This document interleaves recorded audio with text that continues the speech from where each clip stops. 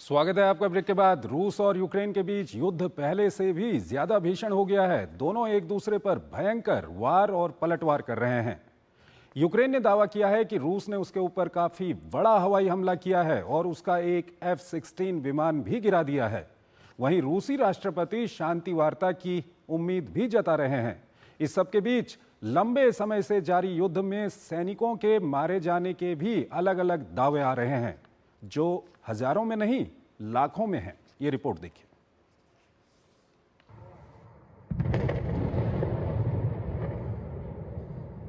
कुछ दिनों के भीषण संघर्ष के बाद ईरान और इजराइल के बीच जंग थमी ही थी कि रूस यूक्रेन के बीच जंग पहले से ज्यादा तेज हो गई है।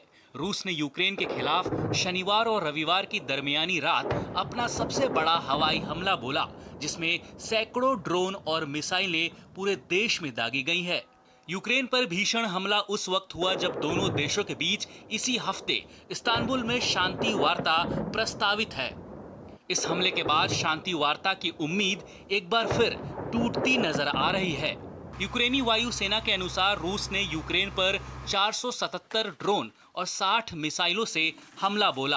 हालांकि हमले से पहले रूसी राष्ट्रपति व्लादिमीर पुतिन का एक बयान भी आया था कि जिसमें उन्होंने मॉस्को के इस्तांबुल में होने वाले शांति वार्ता के लिए तैयार रहने की बात दोहराई थी।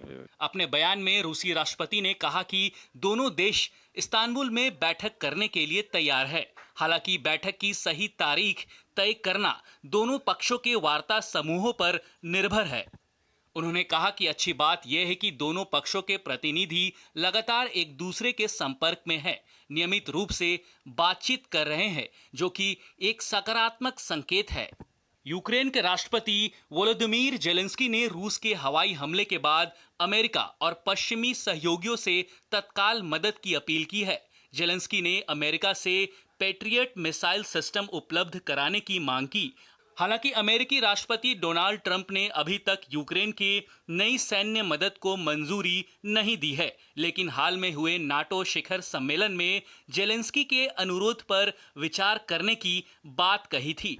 यूक्रेनी सेना के मुताबिक इस हमले में यूक्रेन के पश्चिमी इलाकों समेत देश के कई हिस्सों को निशाना बनाया गया है। चेरकासी में एक कॉलेज और 3 बहुमंजिला इमारतों को नुकसान पहुंचा, जिससे एक बच्चे समेत 6 लोग घायल हुए। वहीं खेरसौन में एक ड्रोन हमले में एक व्यक्ति की मौत हो गई। इस हमले में यूक्रेनी सेना ने अपने तीसरे F-16 लड़ाकू विमान के नुकसान की भी पुष्टि की है। यूक्रेन का दावा है कि युद्ध की शुरुआत से लेकर अब तक रूस के 10 लाख से